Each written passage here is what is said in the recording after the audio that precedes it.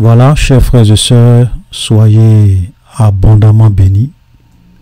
Aujourd'hui, nous sommes dans la suite de notre étude. Voilà. Et donc, dans la vidéo précédente, dans la vidéo numéro 201, nous avons expliqué pourquoi Jésus a refusé d'être roi sur la terre.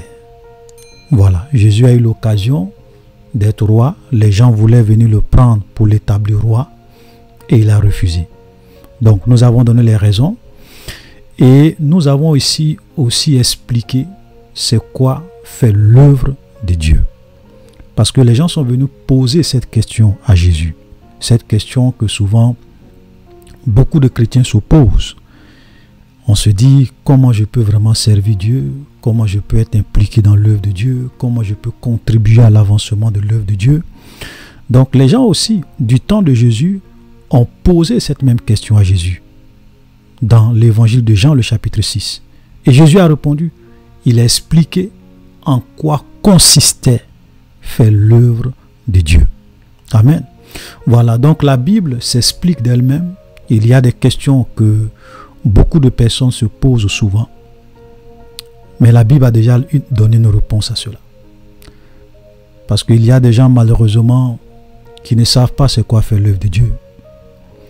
Beaucoup de personnes souvent dans leur entendement, ils pensent que l'œuvre de Dieu consiste seulement à donner de l'argent, à donner des dîmes, à donner des offrandes. Et dans la vidéo précédente, j'ai été clair là-dessus. J'ai dit, tu peux faire tout ça et ne pas faire l'œuvre de Dieu. Tu peux même vider tout ton compte bancaire, venir donner à ton pasteur, venir donner à l'église, pensant que tu es en train de faire l'œuvre de Dieu. Pourtant, c'est zéro. Voilà. Donc, nous avons besoin vraiment de vraiment comprendre des choses et vivre selon ces choses pour que nous soyons réellement bénis. Donc, pour ceux qui n'ont pas encore regardé, qui veulent avoir la réponse ou bien qui veulent comprendre ces deux points que je viens de mentionner, je vous prie d'aller regarder la vidéo précédente, la vidéo numéro 201. Donc aujourd'hui, nous sommes toujours dans le chapitre 6 et nous allons vraiment voir le reste de ce chapitre, la conversation que Jésus va avoir avec les hommes de son temps. Voilà, les gens qui vont venir le voir, qui vont lui poser des préoccupations. Et il va avoir un échange avec eux qui est vraiment riche d'enseignements. Et nous allons vraiment parler de cela dans cette vidéo. Mais avant de continuer cet enseignement, je voulais d'abord répondre à une préoccupation. Parce que dans notre groupe WhatsApp, j'avais posé cette question à la suite du message d'un frère qui avait vraiment posé une très bonne préoccupation. Parce qu'on entend de plus en plus beaucoup de personnes dire que les hommes de Dieu doivent avoir un métier, doivent avoir une profession, au lieu de passer leur temps à dépendre des offrandes, des dîmes. Voilà, donc les hommes de Dieu doivent travailler comme tout le monde. Et on prend souvent l'exemple de Paul, l'exemple voilà, quelques exemples dans la parole de Dieu. Il y a d'autres même qui prennent l'exemple de Jésus, qui disent que Jésus était un charpentier. Ils prennent l'exemple de Pierre qui était un pêcheur, l'exemple de Paul qui était un faiseur de tentes. Voilà. Vous savez, le problème avec beaucoup de chrétiens, avec beaucoup d'entre nous, moi-même je suis dedans parce que nous sommes tous passés par là, c'est que nous sommes souvent déséquilibrés dans notre position. On ne voit qu'une seule face de la médaille. Quand vous prenez une médaille, vous avez deux faces. Quand vous prenez une pièce de monnaie, même un billet de banque, vous avez deux faces. Souvent, il y a des sujets qui sont comme une pièce de monnaie avec deux faces. Si vous regardez seulement d'un seul côté, vous allez avoir la moitié de la vérité. Donc, il faut souvent comprendre la vérité sur toutes ses facettes. Ne pas avoir des demi-vérités. Donc, ceux qui pensent que tous les hommes de Dieu doivent travailler et qu'aucun homme de Dieu ne doit être consacré à plein temps dans l'œuvre de Dieu, ils sont déséquilibrés, ils sont dans l'erreur. Voilà. Et ceux aussi qui pensent que non, tous les hommes de Dieu doivent être consacrés à l'œuvre de Dieu à plein temps, voilà, que c'est la seule option, ils sont aussi déséquilibrés, ils sont dans l'erreur. Parce que les deux cas existent dans la Bible. Il y a des hommes de Dieu qui servaient Dieu à plein temps et qui vivaient de leur ministère. Et nous voyons cela clairement. Et ça même, ça sera... Paul en parle. Ok, regardez ce que Paul dit lorsque nous lisons 1 Corinthiens chapitre 9, le verset 5.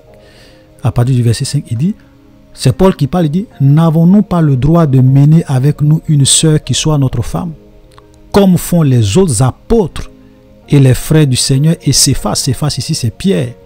Regardez le verset 6. Ou bien est-ce que moi seul et Barnabas, nous n'avons pas le droit de ne point travailler? Point d'interrogation. Ici,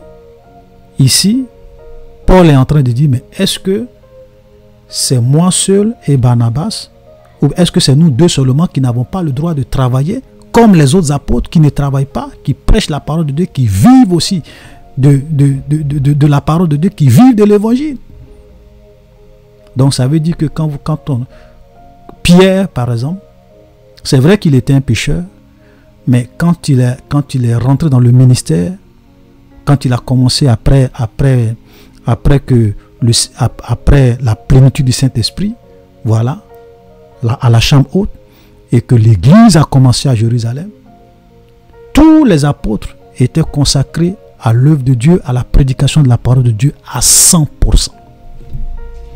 Pierre ne laissait pas l'œuvre de Dieu pour aller pécher et puis venir ensuite faire l'œuvre de Dieu. Non, non, non. Et c'est ce que Paul parle ici. Il dit tous les autres apôtres, et même Pierre, les autres apôtres, eux tous, voilà, ils ne travaillaient pas. Quand il dit ne travaillaient pas, il est en train de dire qu'ils n'avaient pas un métier en dehors de leur ministère. Voilà la vérité, frère. Et regardez, quand on lit la suite, voilà ce que le verset 14, il dit, de même, regardez, je peux même commencer à parler du verset 13, ne savez-vous pas que ceux qui remplissent les fonctions sacrées sont nourris par le temple et que ceux qui servent à l'autel ont part à l'autel? En un mot, quand nous regardons dans l'Ancien Testament, les Lévites, les sacrificateurs, étaient nourris par le temple. Ils vivaient des offrandes, ils vivaient des sacrifices, ils vivaient de tout du service du temple. Et le verset 14 dit, de même, le Seigneur a ordonné à ceux qui annoncent l'évangile de vivre de l'évangile. En un mot, c'est la volonté de Dieu. Dans le principe de Dieu, c'est que quelqu'un qui sait Dieu, quelqu'un qui est dans un ministère, pasteur, apôtre, prophète, évangéliste, docteur, qui sont réellement appelés par Dieu pour servir Dieu, ils ont le droit de vivre de l'évangile. Voilà. Frère, vous comprenez? Donc, quand les gens, souvent, veulent faire croire que les hommes de Dieu doivent travailler, ils doivent arrêter d'escroquer les gens, de prendre l'offrande des gens. Frère, vous êtes déséquilibrés. C'est pas vrai. C'est pas vrai. Ok? On peut être serviteur de Dieu et servir Dieu à plein temps. Et vivre de l'évangile. Et vivre des offrandes. Et vivre de tout ce qu'on donne pour l'église. Voilà la vérité. On peut aussi être serviteur de Dieu, et c'est le cas de Paul. C'est pour cela qu'au verset 15, il dit, pour moi, je n'ai usé d'aucun de ces droits. Voilà, c'est vrai que Dieu a ordonné que ceux qui vivent de l'évangile, plus ceux qui prêchent l'évangile, puissent vivre de l'évangile, mais moi, je n'ai pas usé de ce droit. Paul ne vivait pas. Il est passé dans plusieurs églises. Il y a plein d'églises que Paul a construites, a bâties par la puissance du Saint-Esprit, mais il n'était pas à la charge de l'église. Il avait un métier à côté qui permettait à Paul de se prendre en charge. Donc, la vérité, c'est que selon l'appel que vous avez reçu, ou bien selon la conviction que vous avez, vous pouvez être un serviteur de Dieu et avoir un métier, avoir une profession et être capable de joindre les deux bouts. C'est-à-dire que vous travaillez comme tout le monde et vous avez une église que vous dirigez. Vous pouvez aussi ne pas avoir de métier parce que tout dépend de l'immensité de l'œuvre et de vos objectifs et de la conviction que Dieu a mis dans votre cœur. Vous savez, quand vous avez une église de 100 personnes, de 200 personnes, de 50 personnes, ça va. Tu peux avoir peut-être un métier et puis servir Dieu. Mais quand on commence à avoir des églises de 1000 membres, 2000 membres, 3000 membres, même 500 personnes, c'est pas évident. Voilà. Parce que l'œuvre de Dieu, c'est vraiment une très grande responsabilité. C'est une grande responsabilité. C'est pas un jeu. Voilà. Donc, je voulais vraiment essayer de répondre à cette préoccupation. Parce que malheureusement, aujourd'hui, dans l'église, il y a beaucoup de confusion. Les gens souvent disent des choses qui ne sont pas bibliques. Ils accusent les hommes de Dieu, ils s'attaquent aux hommes de Dieu. Allez-y travailler. Arrêtez de mendier, arrêtez. Non, vous devez travailler comme... Non, c'est pas vrai. Moi, j'ai entendu des témoignages. J'ai entendu des témoignages. Et il y a des hommes de Dieu qui ont tout abandonné. Ils travaillaient comme tout le monde, ils ont fait des études, ils étaient vraiment des hauts cadres. Des hauts cadres. Et Dieu leur a dit, laisse tout ça. Abandonne, démissionne, viens me servir. Donc, ce n'est pas des gens qui sont venus servir Dieu parce qu'ils n'ont rien à faire. Ils ne sont pas venus servir Dieu parce qu'ils sont des aventuriers. Ils ont reçu un appel. Et Dieu leur a dit de tout laisser tomber. Ça n'a pas été une décision facile pour eux. Souvent, pour certains, ça a été vraiment un réel combat. Il fallait expliquer ça à madame, la convaincre. Il fallait expliquer à papa, maman, pour qu'ils te donnent leur bénédiction. Ça n'a pas été facile pour les gens. Donc le problème, c'est qu'il ne faut pas confondre aujourd'hui tous ces aventuriers qui sont dans l'église, qui n'ont reçu aucun appel, qui sont là pour s'enrichir. Parce qu'il y a des gens qui sont venus dans l'église, pas pour servir Dieu, mais pour servir leur ventre et leurs propres intérêts. Il y a des gens qui sont venus dans l'église et qui gèrent l'église comme un business. Et ce sont ceux-là qui jettent du discrédit aujourd'hui sur tous les autres hommes de Dieu. Voilà. Donc, il ne faut pas confondre les aventuriers et les vrais serviteurs de Dieu. C'est vrai qu'ils ne sont pas nombreux, mais ils existent. Et ils servent le Seigneur. Parce que Dieu les a appelés à le servir. Donc, il ne faut pas mettre tout le monde dans le même sac. Et puis dire, non, les hommes de Dieu, vous devez arrêter, vous devez travailler comme tout le monde. Je dis cela, non. Jésus était charpentier, c'est vrai. Mais quand Jésus a commencé le ministère, il n'exerçait plus son métier. Il était consacré à son ministère à plein temps. Voilà, Pierre était un pécheur, mais quand Jésus le rencontre, Jésus lui dit, arrête ce métier, je ferai de toi un pécheur d'hommes. Et Pierre était consacré à l'œuvre de Dieu à 100%. Les Jacques, les Jean, tout ça, tous ces apôtres étaient consacrés à l'œuvre de Dieu à 100%. Voilà, donc ce n'était pas des gens qui avaient des métiers à côté et puis ensuite venaient faire l'œuvre de Dieu, c'est pas vrai. Donc soyons très équilibrés dans notre position. Et quand nous parlons, soyons sola scriptura. Basons-nous sur les Écritures. Amen.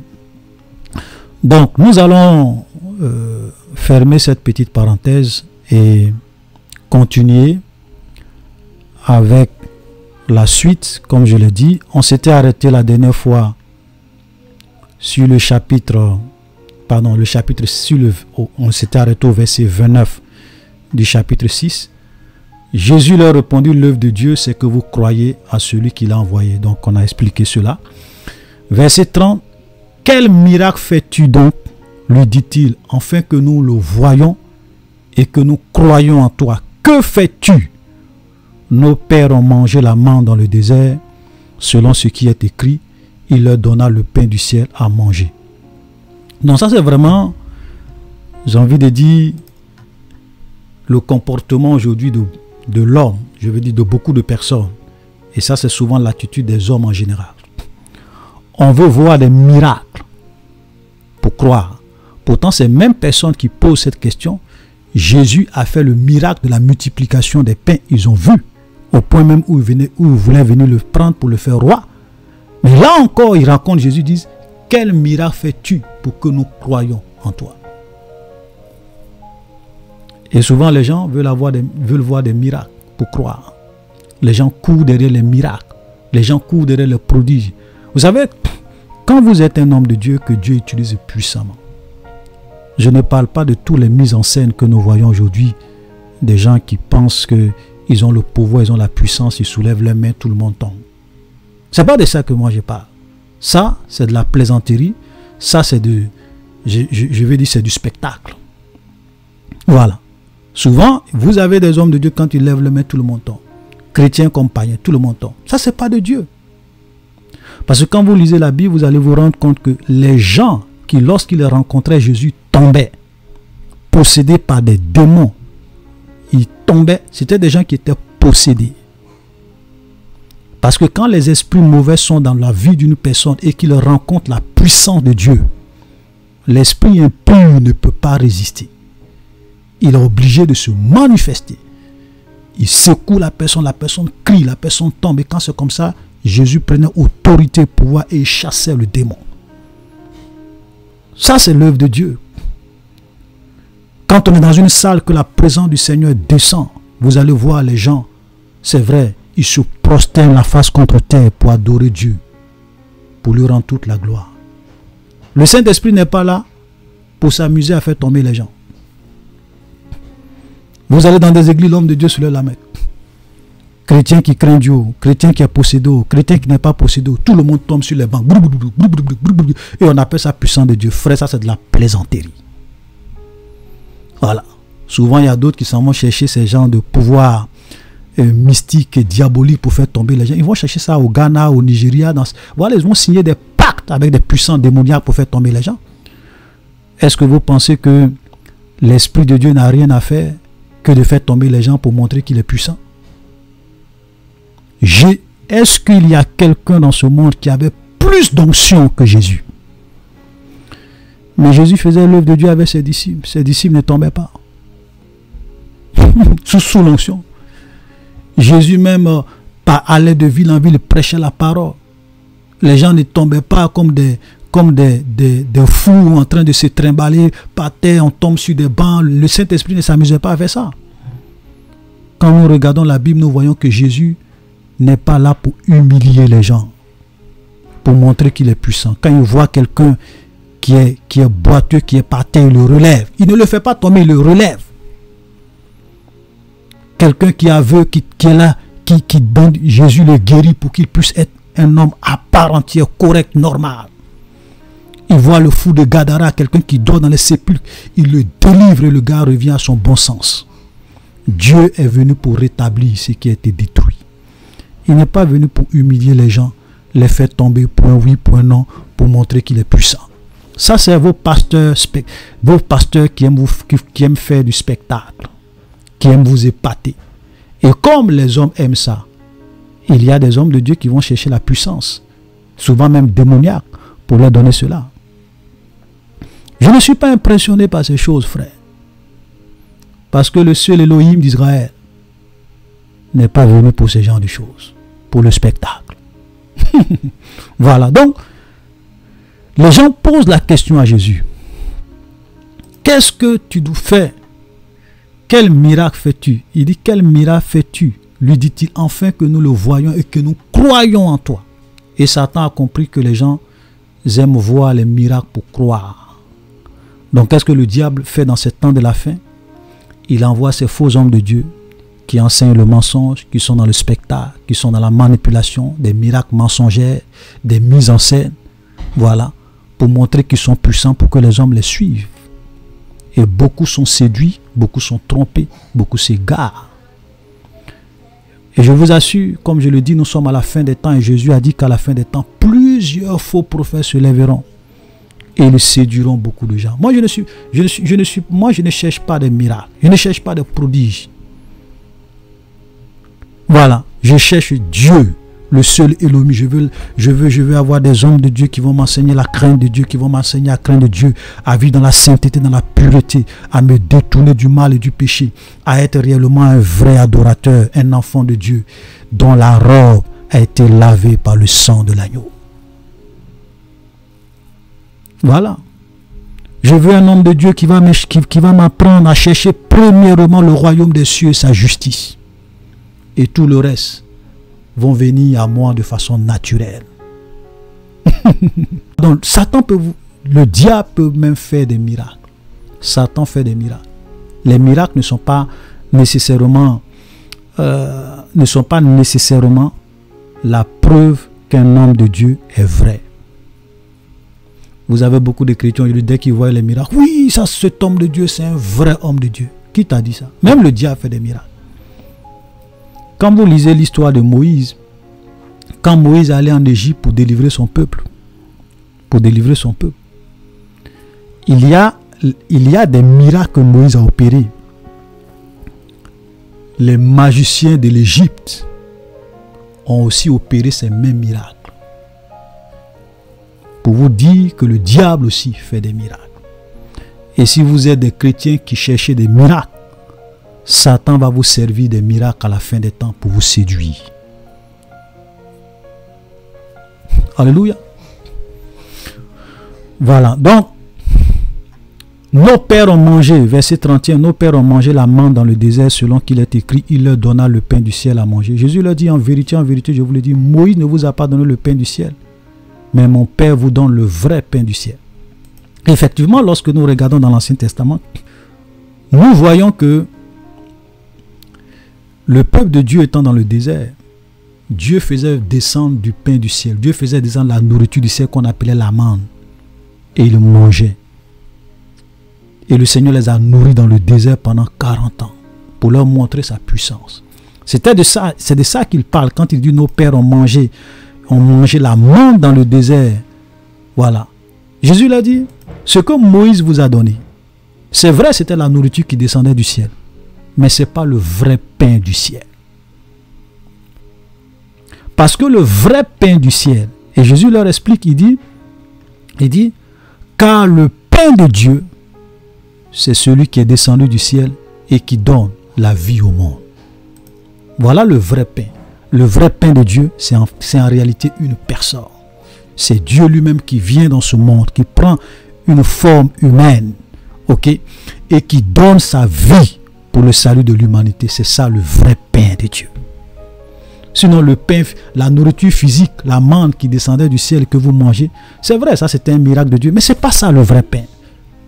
C'est pour cela que Jésus l'a dit que en vérité, je vous le dis, Moïse ne vous a pas donné le pain du ciel.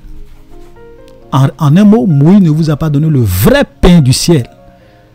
Mais mon Père vous donne le vrai pain du ciel. Et le vrai pain du ciel, c'est moi, Jésus.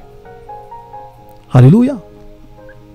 Parce que nous devons comprendre, parce que quand Jésus parle, Jésus est en train de parler, il leur donne souvent de la nourriture solide, il leur explique souvent des vérités spirituelles qu'ils ont souvent du mal à comprendre.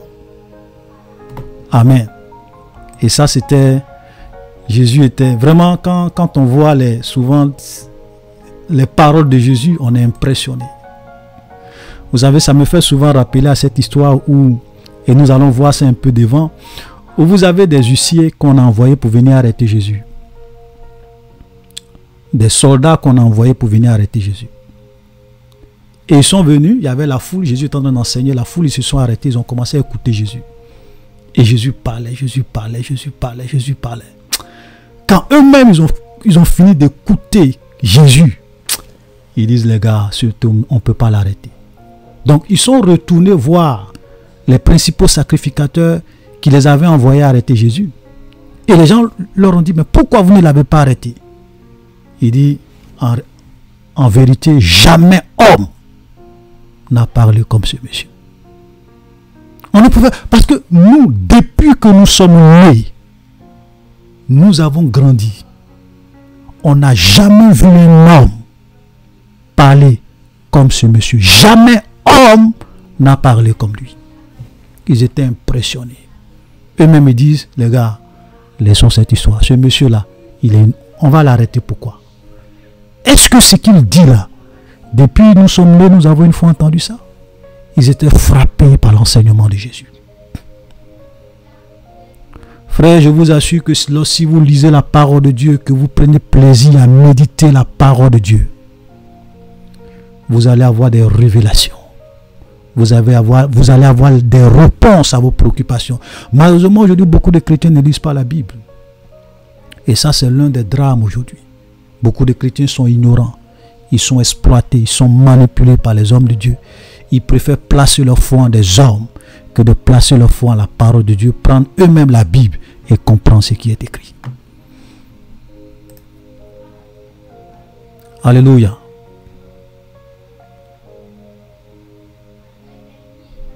Verset 34, il leur dit, Seigneur, donne-nous toujours ce pain. Jésus leur répondit, je suis le pain de vie, celui qui vient à moi n'aura jamais soif, celui qui croit en moi n'aura jamais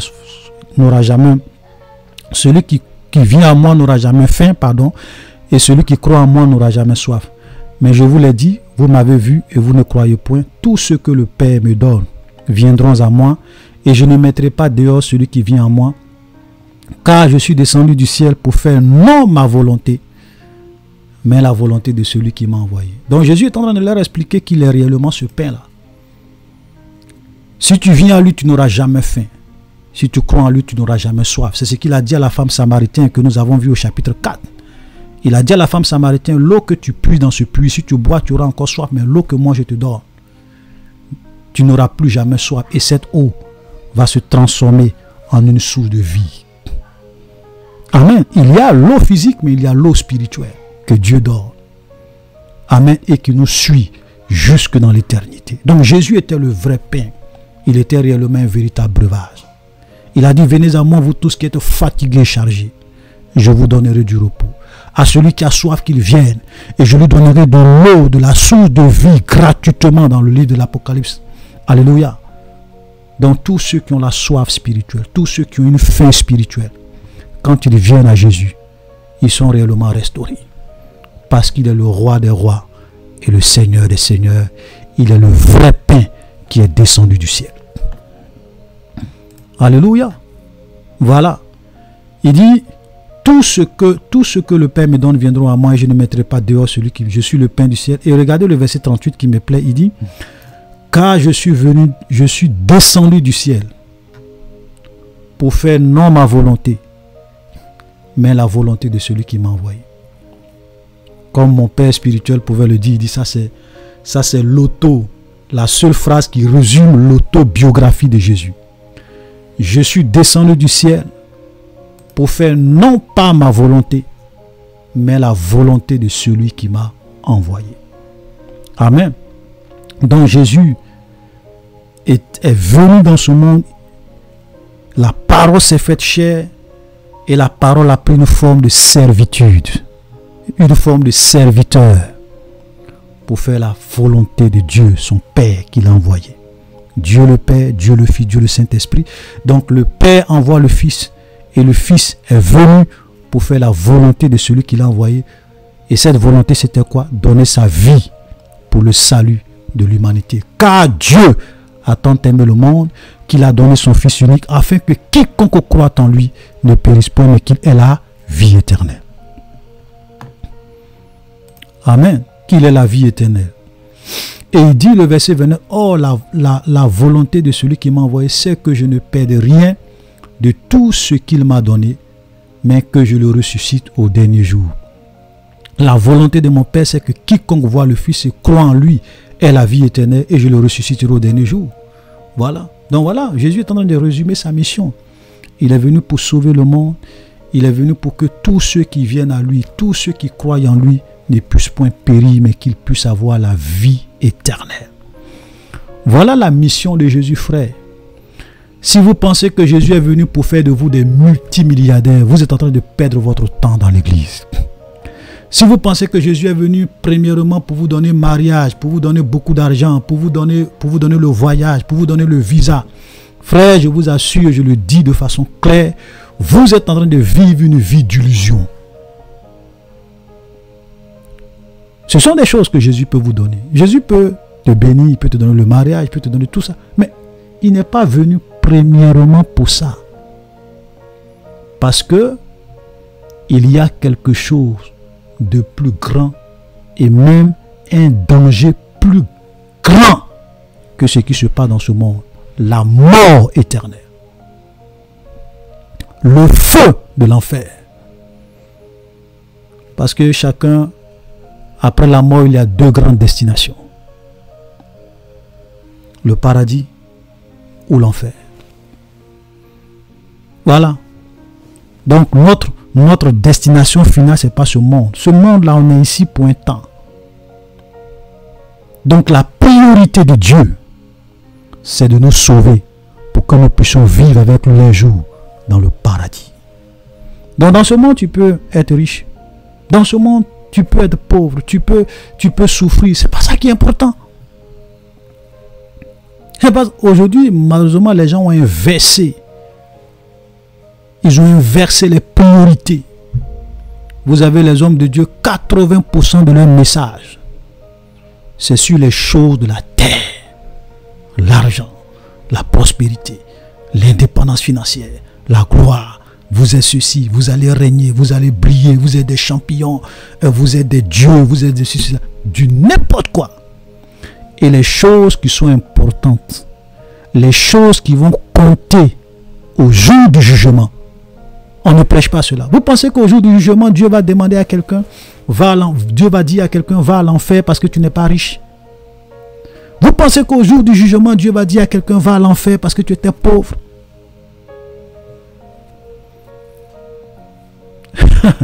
Jésus est venu pour nous sauver de la mort éternelle et nous donner la vie éternelle. Il ne faut pas changer les priorités de Dieu. Beaucoup de serviteurs de Dieu aujourd'hui ont changé les priorités de Dieu. Et beaucoup de chrétiens meurent et ils s'en vont à l'enfer. Parce que c'est après leur mort qu'ils réalisent que ce qui est important, c'est pas l'argent, c'est pas la richesse, c'est pas la gloire, c'est pas les finances, c'est pas les choses matérielles, c'est pas les entreprises, c'est pas ça. Tu peux avoir tout ça. Il y a des gens qui ont eu tout ça aujourd'hui, qui sont en train de brûler dans le feu de la géhenne, comme l'homme riche et Lazare. Voilà. Lazare allait au paradis, il était pauvre. L'homme riche, il est mort, il avait tout. Une vie de succès, une vie de prospérité. La Bible dit qu'il menait joyeuse et brillante vie. Sa vie était une vie de succès, une vie de prospérité, une vie de réussite. Il est mort sur la terre. Et quand il a levé les yeux, il était dans le feu de l'enfer. Pourquoi? Parce qu'il a vécu loin de Dieu. Frères, je vous en prie, faites attention à vos pasteurs, à vos prophètes, à vos bishops, qui ne font que vous prêcher les choses de la terre et non pas les choses qui subsistent pour l'éternité. Vous savez, nous sommes dans ce monde, il y a deux grandes valeurs. Il y a les valeurs de Dieu qui sont éternelles. Et il y a les valeurs des hommes et les priorités des hommes qui sont éphémères. Si vous ne savez pas faire la priorité des choses, vous allez vivre dans l'illusion. Faisons attention. Alléluia. Voilà. Donc, verset 41, les Juifs murmuraient en son sujet parce qu'il avait dit, je suis le pain qui est descendu du ciel. Il disait, n'est-ce pas là Jésus, le fils de Joseph, celui dont nous connaissons le père et la mère? Comment donc dit-il, je suis descendu du ciel? Jésus leur répondit, ne murmurez pas entre vous. Voilà. Parce que les gens, quand Jésus leur disait qu'il est descendu du ciel, ils ne comprenaient pas que c'était le Messie qui était devant eux. Ils ne comprenaient pas que c'était le Dieu qui avait dit dans Ésaïe que l'Éternel viendra lui-même pour vous sauver. Ils ne comprenaient pas que c'était Emmanuel qui était parmi eux. Ils ne comprenaient pas que c'était la parole faite chair qui était parmi eux. Eux, ils voyaient les choses sur le plan matériel, sur le plan physique. Mais celui-là, comment il peut dire qu'il est descendu du ciel? Pourtant, il est né devant nous. Voilà. Les raisonnements, la philosophie, la logique humaine. Parce qu'on ne veut pas voir les choses sur le plan spirituel. C'est vrai que vous connaissez sa mère C'est vrai qu'il est né devant vous, mais c'est la parole faite chair. Amen. Jésus leur répondit, ne murmurez pas en vous. Nul ne peut venir à moi si le Père qui m'a envoyé ne l'attire, et je le ressusciterai au dernier jour. Il est écrit dans les prophètes, ils seront tous enseignés de Dieu. Ainsi, quiconque entend le Père et a reçu son enseignement,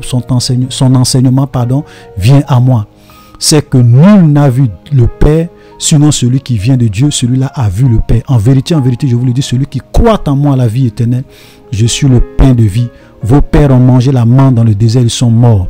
C'est ici le pain qui est descendu du ciel, afin que celui qui en mange ne meure point. Je suis le pain vivant qui est descendu du ciel. Si quelqu'un mange de ce pain, il vivra éternellement, et je le ressusciterai. Et le pain que je donnerai, c'est ma chair, et je donnerai pour la vie du monde.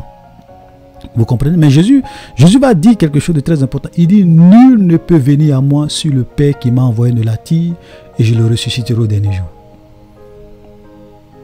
Frère, nous devons comprendre que Dieu attire les gens. Même si dis-toi que si tu as eu la grâce d'accepter Jésus, c'est parce que Dieu t'a attiré. Non seulement Dieu t'a attiré, mais quand on dit Dieu t'a attiré, cela ne veut pas dire que c'est Dieu qui décide pour nous. Et ça, c'est ce que beaucoup de personnes ne comprennent pas, qui pensent que, vous avez même des gens qui disent que oui, une fois qu'on est sauvé pour toujours. Il y a d'autres qui disent, donc si tu n'es pas destiné à être sauvé, tu ne seras jamais sauvé. Vous êtes dans l'illusion. Parce que la volonté de Dieu, c'est que tout le monde soit sauvé. Et Dieu présente son plan de salut à tout le monde. Dieu fait tout pour attirer les gens à lui, tout le monde à lui. Mais sauf que il y a ceux qui répondent favorablement à l'action de Dieu dans leur vie, et il y a ceux qui refusent l'action de Dieu dans leur vie. Parce que, frères et sœurs, Dieu ne force personne. Dieu va te convaincre dans ton cœur. Il va permettre aux hommes de Dieu de te prêcher la parole de Dieu. Et aujourd'hui, avec Internet, les réseaux sociaux, la parole de Dieu est proclamée à travers le monde entier. On n'a même plus besoin d'aller dans les rues. Les gens sur Internet, partout, tout le monde entend. Dieu leur présente. Souvent même, Dieu les attire. Dieu essaie de mettre des choses dans les cœurs. Ok? Mais ce n'est pas tout le monde qui répond favorablement. Parce que nous sommes des êtres dotés d'un libre arbitre. Nous ne sommes pas des automates. Nous ne sommes pas des robots. Pour dire que si Dieu m'a destiné à être sauvé, je serai forcément sauvé. Jamais. Le souhait de Dieu, c'est que tout le monde soit sauvé. Mais il ne va pas te forcer. Voilà, tu n'es pas un robot. Dieu ne va jamais venir s'imposer à l'homme. Ça, je l'ai plusieurs fois dit ça. Dieu ne force personne. Il vient, il te parle. Si tu veux, tu crois. Si tu veux, tu ne crois pas. Mais il ne va jamais te forcer. Voilà. Quand je pense qu'il y avait une vidéo où j'avais parlé un peu de ça pour dire que Dieu ne nous force pas. Il met devant nous la vie et la mort. Il nous attire. Il nous présente la vérité. Il permet aux hommes de Dieu de nous prêcher. Mais la décision finale nous appartient. Il ne force pas. C'est pour cela que vous avez beaucoup de personnes qui entendent l'évangile, qui meurent, qui s'en vont à l'enfer. C'est vrai, Dieu est tout puissant. Il peut contraindre tout le monde à le suivre, mais Dieu ne le fera pas. Pourquoi? Parce que Dieu ne peut pas violer la volonté de l'homme. Dieu ne peut pas s'imposer à l'homme. Dieu ne peut pas violer la liberté de l'homme. Voilà l'un des principes de Dieu. Et il y a un frère qui m'avait dit, mais et le cas de Jonas? C'était une très belle question, parce que quand on lit le cas de Jonas, on a l'impression que Dieu a forcé Jonas à aller à Ninive. Mais quand vous lisez très bien, vous allez vous rendre compte que Dieu n'a pas forcé Jonas. Dieu a dit à Jonas, va à Ninive. Jonas voulait fuir. Il pensait qu'il pouvait fuir loin de Dieu. Dieu lui a montré que tu ne peux pas fuir loin de moi. Et quand Jonas a été avalé par le poisson, lui-même après, il s'est repenti. Et Dieu a permis qu'il soit sauvé. Mais vous allez voir que quand le poisson a vomi Jonas, au chapitre 3, allez-y bien lire Jonas chapitre 3, vous allez voir que Dieu encore lui a réitéré l'appel. Dieu lui a dit, Jonas, va prêcher à Ninive. Dieu ne l'a pas encore, Dieu ne l'a pas forcé pour dire, pour prendre ses pieds, pour dire, bon, va forcément, tu ne veux pas, tu vas pas. Non, non, non. Dieu lui a dit, va prêcher à Ninive. Et la Bible dit que cette fois-ci, Jonas a décidé d'obéir et d'aller prêcher à Ninive. Donc, la décision finale est revenue à Jonas. Frère, Dieu ne force personne. Il peut te convaincre, il peut te parler, il peut même créer des circonstances pour que tu saches que c'est vraiment sa volonté que tu fasses cela. Mais si tu dis, Seigneur, ne te fatigue pas, moi je n'irai jamais. Et que malgré tout ce que le Seigneur te dit, qu'il permet même à certains hommes de Dieu de venir te parler, qu'il permet même, il crée vraiment certaines situations difficiles autour de toi, que tu dis que tu ne vas pas.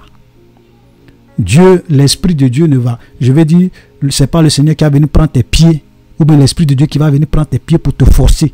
Tu ne veux pas partir, mais ton pied là, ça fait un pas devant.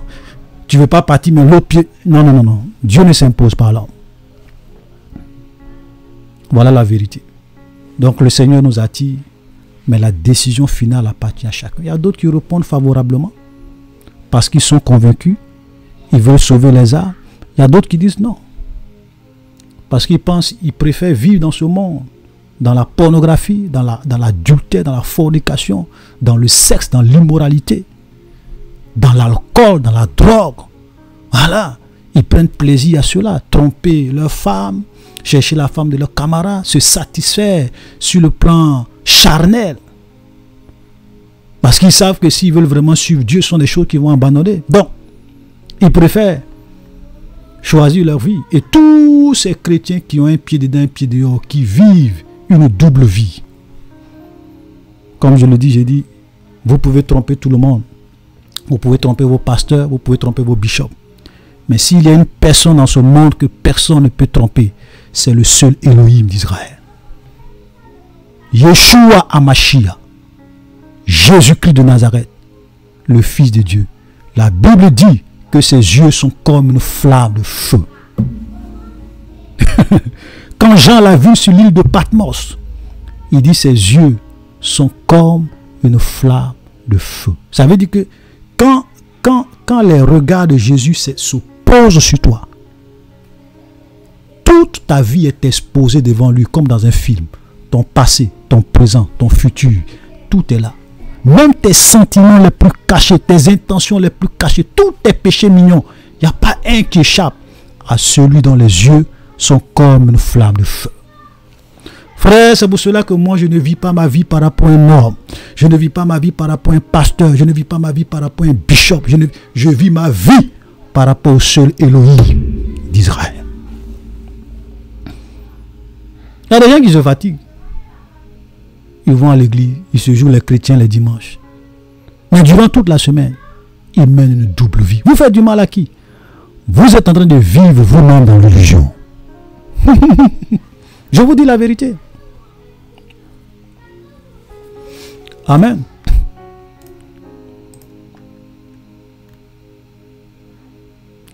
Verset 52, là-dessus, les Juifs disputaient entre eux, disant, comment peut-il nous donner sa chair à manger? Voilà. Parce que quand Jésus parlait, eux, ils pensaient, vous voyez, souvent les gens comprennent toujours les choses au premier degré.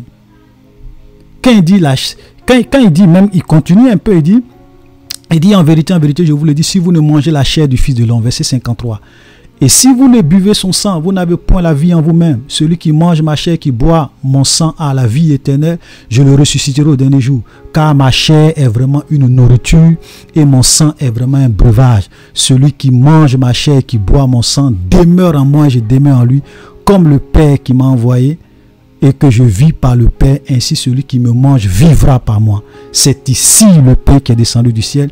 Et il n'en est pas comme de vos pères qui ont mangé la manne et qui sont morts. Celui qui me mange, ok, celui qui me mange vivra éternellement. Celui qui mange ce pain vivra éternellement. Vous comprenez? Donc quand Jésus disait ça, ils étaient choqués. Parce que eux pensaient que Jésus était en train de leur dire qu'il doit venir manger sa chair physique et boire son sang. Voilà. Mais est-ce que entre nous, est-ce que Jésus n'est pas un sorcier? Quand le Seigneur dit je suis le pain du ciel, Il n'est pas en train de dire que c'est un pain qu'on fabrique à la boulangerie, ou bien il n'est pas en train de nous enseigner à manger la chair humaine comme des sorciers. Voilà, de toutes les façons, même Jésus lui-même, c'est un homme. Dans sa chair, même sa chair, même si on coupe petit, est-ce que tous ces milliards de personnes sur la terre peuvent avoir ne serait-ce qu'un point pour manger? Donc quand Jésus parle, il faut comprendre les choses avec l'intelligence spirituelle. La preuve en est que même quand il est en train de prendre la Sainte Seine avec ses disciples, il a pris du vin. Il a rendu grâce à Dieu et dit, cette coupe, ok, est l'image de mon sang. Il a pris du pain. Le pain qu'on mange, il a pris dit ça là. Ça c'est mon corps qui est répandu pour vous. Ce sont des choses symboliques. Voilà, Jésus n'est pas en train de dire qu'on doit venir boire son sang, on doit manger sa chair. Non. La dernière fois, je voyais un pasteur, c'est pas un pasteur américain qui a pris sa peau, qui a blessé, qui a mis le sang pour dire non, Jésus a dit voici mon sang, donc lui aussi met son sang pour que les gens puissent boire. Et cet homme-là, devant les caméras, il a pris ça, il a mis son sang dans et puis il a bu son sang, lui, pasteur. Et il y a d'autres pasteurs qui étaient là, ils ont mélangé les sangs. Ils ont mis dans des trucs, mélangés avec des trucs. Et franchement, il y a des choses qui se passent aujourd'hui. Tu te rends compte que ces gens-là, ce sont des sorciers, des mystiques, des agents du diable qui sont dans l'église, qui se font appeler pasteurs. Jésus lui-même, quand il était sur la terre, il a pris du vin. Il a rendu grâce. L'image de son sang, il a donné à ses disciples. Il a pris du pain. L'image de sa chair, il a donné. Est-ce que les disciples, Jésus a pris son sang, il l'a mis dans une coupe pour leur donner son vrai sang? Les gens ne comprennent ni les Écritures, ni la puissance de Dieu. Voilà. Et c'était comme ça, ces Juifs-là pensaient que quand Jésus parlait, non, mais comme il peut nous donner son sang à boire, sa chair à manger. Parce que les paroles que Jésus disait sont esprit et vie. Sont esprit et vie. Lui-même le dit. Ok? Verset 59. Jésus dit ces choses dans les synagogues, enseigne à Capernaum. Plusieurs de ses disciples, après l'avoir entendu, disent cette parole est dure. Qui peut l'écouter? Jésus sachant en lui-même que ses disciples murmuraient à ce sujet, il leur dit, cela vous scandalise-t-il? Et si vous voyez le Fils de l'homme monter où il était auparavant, c'est l'esprit qui vivifie. La chair ne sert à rien. Les paroles que je vous ai dites sont esprit et vie. Vous voyez, Jésus est en train de dire à ses disciples, en réalité, il ne faut pas prendre ces choses-là, il ne faut pas avoir un entendement charnel. Parce que la chair ne sert à rien. Les paroles que je vous prononce, ces paroles-là sont esprit et vie. Voilà, donc en un mot, ce que je vous enseigne, je ne suis pas en train de vous dire, venez boire mon sang, venez manger ma chair comme des sorciers. Non. Donc nous allons continuer et qu'est-ce que nous lisons quand nous prenons le verset 64? Mais il en est parmi vous quelques-uns qui ne croient point, car Jésus savait dès le commencement qui étaient ceux qui ne croyaient point et qui était celui qui le livrerait. Il ajouta, c'est pourquoi je vous ai dit que nul ne peut venir à moi si cela ne lui a été donné par le Père. Amen. Dès ce moment, plusieurs de ses disciples se retiraient et n'allaient plus avec lui. Il dit donc aux 12, et vous, ne voulez-vous pas vous en aller? Ne voulez-vous pas aussi vous en aller? Ça, c'est extraordinaire.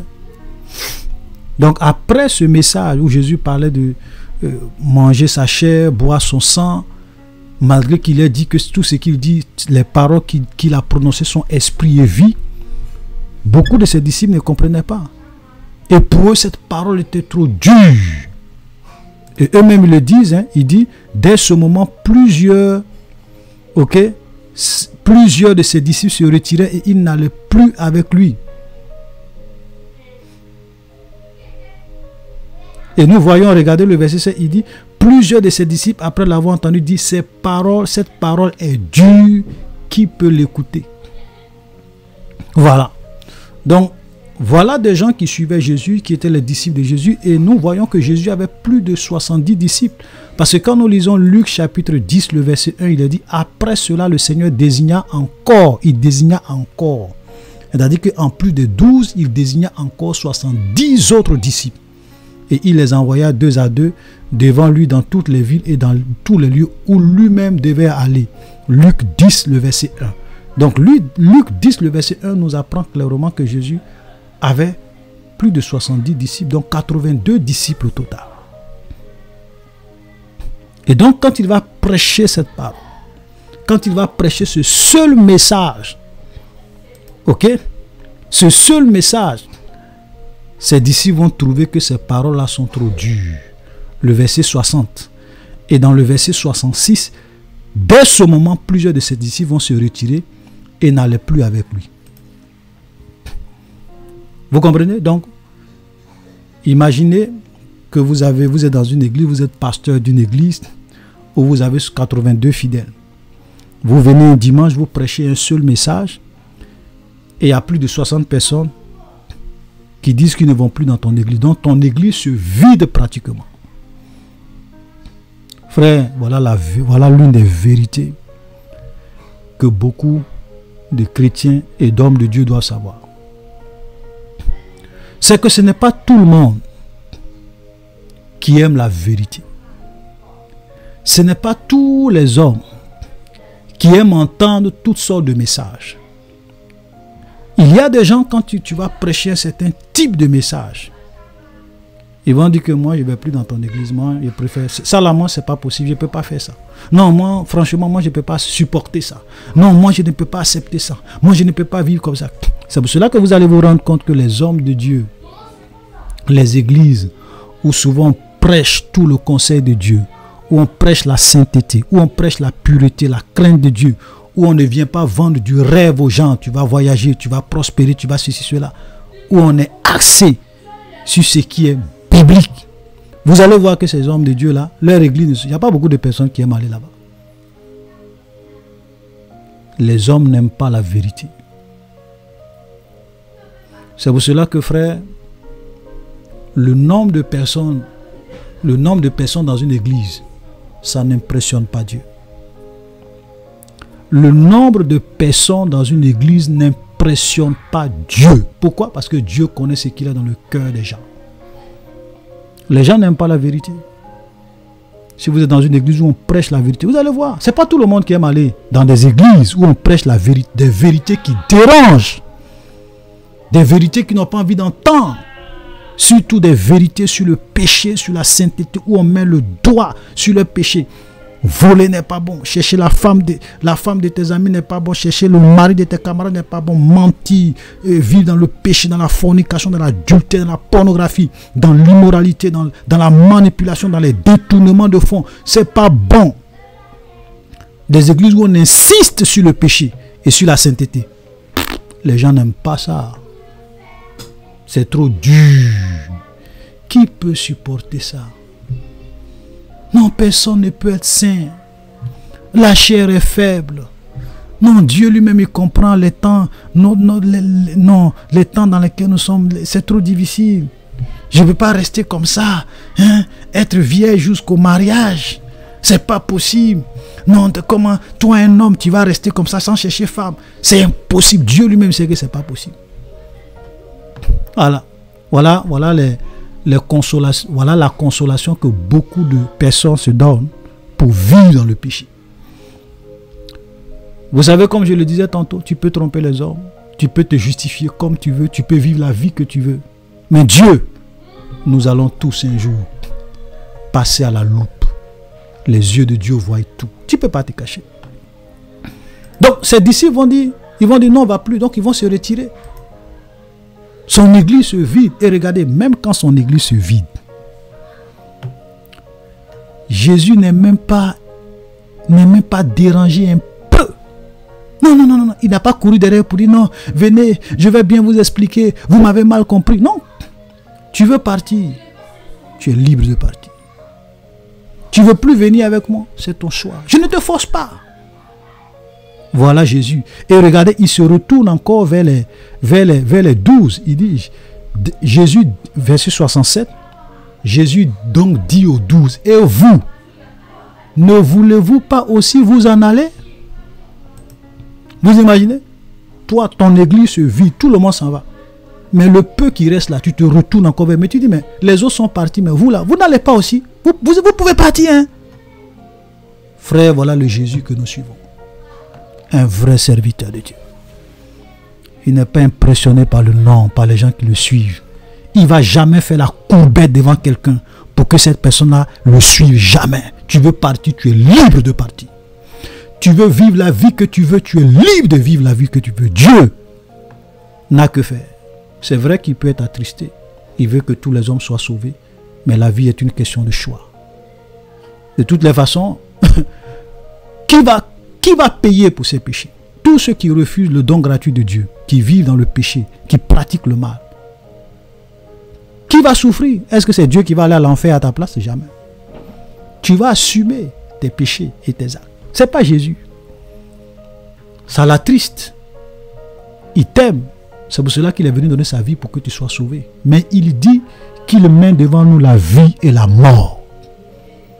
À chacun de faire son choix. Et il te dit ce qui est bon. Il dit choisis la vie afin que tu puisses vivre. Mais tu peux dire tu ne choisis pas la vie.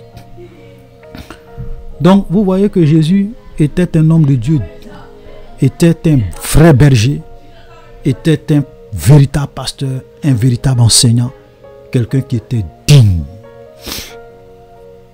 Quelqu'un qui était digne. Aujourd'hui, vous avez des pasteurs qui ne peuvent même pas parler aux gens qui sont riches dans les églises. De peur que ces personnes-là quittent leur église. Même quand ils remarquent que ces hommes-là vivent dans le péché, ils font des choses qui ne sont pas bien. Ils ne peuvent pas parler. Parce que le monsieur a beaucoup d'argent. Jésus n'est pas comme ça. Si tu veux, il faut avoir tous les titres que tu veux. Il te prêche la vérité. Il ne va pas atténuer son message pour avoir beaucoup de fidèles. Il ne va pas falsifier la vérité pour que son église soit remplie de monde. Non, il va prêcher la vérité. Ceux qui doivent partir vont partir. Mais son message, il ne va pas falsifier ça. Voilà. Aujourd'hui, beaucoup de pasteurs se sont compromis. Ils ont dilué leur message. Le type de message qu'ils prêchaient, ils ne prêchent plus. Ils prêchent maintenant des messages acceptables. Des messages qui vont faire qu'ils vont avoir beaucoup de monde. Des messages qui ne dérangent pas. Parce que s'ils prêchent des messages qui dérangent, les gens vont commencer à quitter. Vous n'êtes pas des serviteurs de Dieu. Vous êtes des serviteurs de maman. Vous travaillez pour votre vente et pour vos propres intérêts. Parce que celui qui fait l'œuvre de Dieu prêche ce que Dieu lui dit de prêcher. Voilà la vérité. Amen. Voilà. Donc ses disciples vont partir. Son église va se vider. N'est pas impressionné. Voilà. Verset 20. Simon, Pierre lui dit, Seigneur, à qui irons-nous? Tu as les paroles de la vie éternelle. Et nous avons cru. Et nous avons connu que tu es le Christ, le Saint de Dieu. Jésus leur répondit, n'est-ce pas moi qui vous ai choisi, vous les 12, et l'un de vous est un démon? Il parlait de Judas Iscariot, fils de Simon, car c'est lui qui devait le livrer, l'un des 12. Voilà. Donc on va s'arrêter là. Pour simplement, frère, vous faire comprendre que le plus important, c'est vraiment de suivre Dieu de tout son cœur, de vivre pour lui, d'obéir à sa parole. Même si tu es un homme de Dieu qui a 10 personnes dans ton église, il ne faut jamais changer ton message. Il ne faut jamais prêcher des messages pour plaire aux gens. Il ne faut jamais prêcher des messages pour que les gens t'applaudissent, comme beaucoup de pasteurs font aujourd'hui. Non. Jésus a prêché un seul, même pas deux, hein, un seul message. Il a perdu plus de 70 disciples. Son église s'est pratiquement vidée, si je veux parler à la manière des hommes. Son église est pratiquement vidée de 82 personnes. Fia! Il se retrouve avec 12 personnes. Et il demande aux 12, si vous voulez, vous pouvez aussi partir. Voilà. Je ne vais pas changer mon message. Je ne vais pas aussi courir après les gens pour leur dire, non, pourquoi tu n'es pas venu, pourquoi tu t'en vas, il faut rester. Non, non, non, non, non, non, non. Voilà. Un homme de Dieu, c'est quelqu'un qui sait rester digne. Qui sait rester digne, droit dans ses bottes. Il ne va jamais changer son message pour faire plaisir aux gens. Il ne va jamais aller faire la courbette devant les gens pour les forcer à venir dans son église. Jamais. Tu veux partir, tu es libre de partir. Donc, chers frères et sœurs, soyez bénis. Nous allons nous arrêter là et à la prochaine.